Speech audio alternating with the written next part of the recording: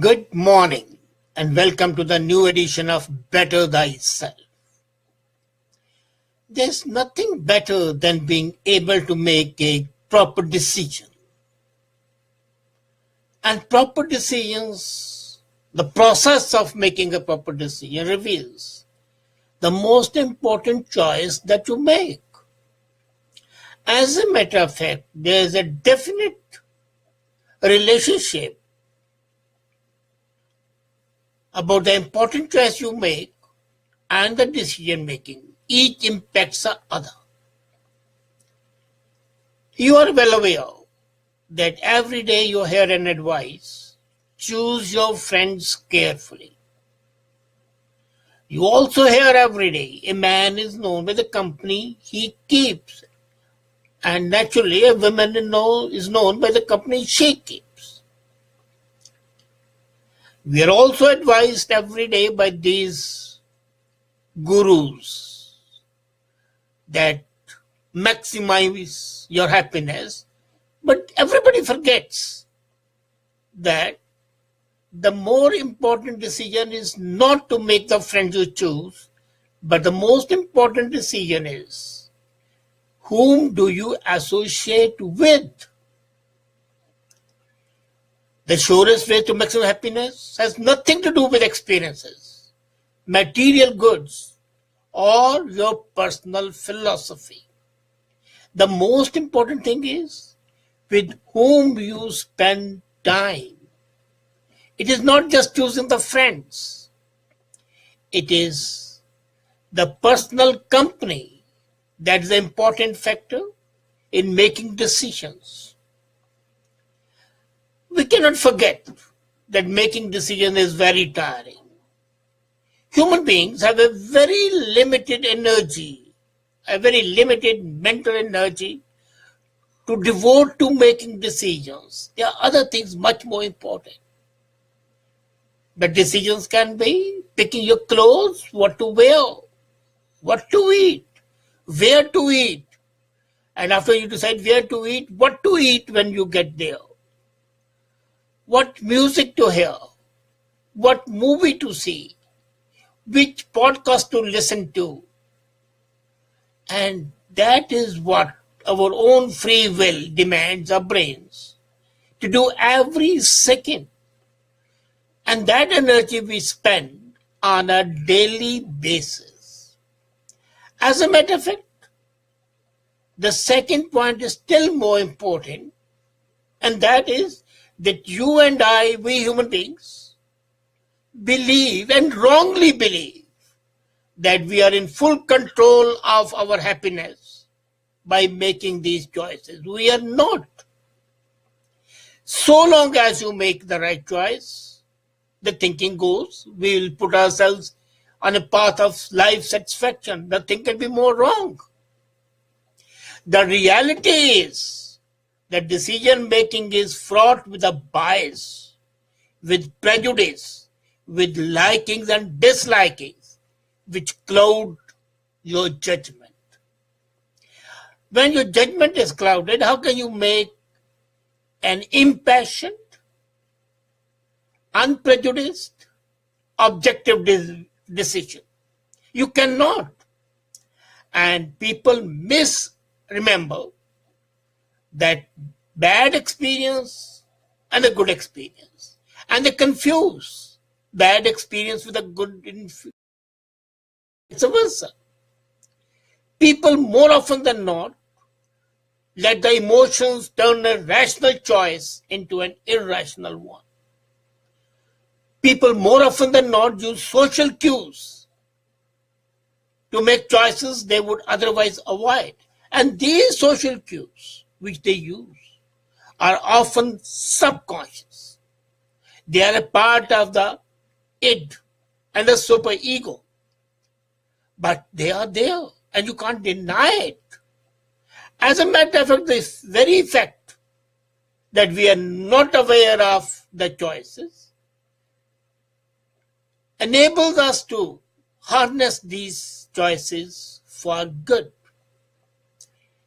You see, coming back to the major thesis thing, that whom do you associate with always impacts your choice, always has an influence on your decision making. The neuroscience research has revealed that when two people are in each other's company, their brain waves start to look alike. They are nearly identical. For example, one study on moviegoers shows that most engaging trailers all found and produced similar patterns in people's brain. More than 40 people were subjected to MRI when they were watching a movie, and the brain waves were exactly similar. So, when you associate with somebody, when you are enjoying the company of somebody, that develops a feeling of empathy. And that makes you think alike. And that makes you act alike. The more you study the engagement, you'll see time and again that being next to a certain people actually aligns your brain with you. And that's why they say that when a couple is married for a long time, they start even looking like brothers and sisters because the brain waves are similar. Based on their mannerism, the smell of the room, the noise level, everything, their brain waves are so identical that if the physical personality were not there, you would not be able to differentiate them. Their behaviors, their reactions are the same. Even their facial expressions, their scowls and the frowns and the smiles are identical. So, the most important people are the people you associate with. And the most important decision, as I said, is choosing the people with whom you associate, not the friends. Friends you don't associate every time. But the people with whom you associate, the people with whom you spend the maximum time, they are the people who impact your brain waves and thus your decision making. So that's why I said in the beginning that decision making impacts your most important choice, whom to associate with. And once you have made that choice, whom to associate with, impacts your brain and impacts the process of your decision making. You see, as a matter of fact, people you hang out with impact your engagement with the reality beyond which no explanation is possible. And that is what makes your decision pliable, impressionable, and regrettable or enjoyable, as the case may be. It is apparent that the people's behavior too. Come on. Buzz-like brings people's mood down. People are buzzing with each other. They are not very happy. Fast talkers, when they are there, they enable the pace of the conversation to pick up. Comedians, you feel light and funny. You are in the company of poets, you feel like producing a rhyme yourself. The impact is so much. But that is, you see, when you are in the company of the people with whom you are not normally associating, the impact is very short-lived. But when you are in the company of the people for a longer time, then the impact continues for a long time. So what's the deduction? Choose the people with whom you associate with very carefully. But then another thing which comes up, which is often the crux of the whole issue, if you want to maximize the feeling of happiness and at the same time minimize the stress level, the cortisol level, You should build a life that requires fewer decisions by surrounding yourself with the people who embody the traits they prefer. If you are surrounded by the group of people whose traits you emulate, you want to copy, you want to ape, your decisions would be impacted by that, and that would make you happier than you would otherwise be. What happens is that over the time, the people you associate with naturally pick up those desirable traits, attitudes, and behaviors. And then the next time, avoid the people who are mentally taxing low-level decisions, because they are the parasites. They suck the energy that you need for higher stake decisions. Now imagine going to a restaurant.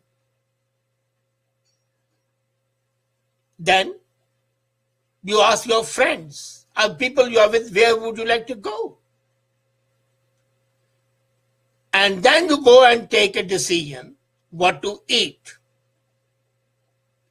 Now, if you are in a company, you go by the decision of the company. But who is the leader? Leader would first decide, a decision maker would first decide what he wants to eat, and then pick up the restaurant where that food would be available in a better way. So the process of decision making has to change, and that would change what sort of a company you have. Normally people would go first to the restaurant, then choose what to eat. The people who impact their company would first choose what they want to eat and then go to the restaurant. It's a simple thing. When you are in a company, the company impacts you.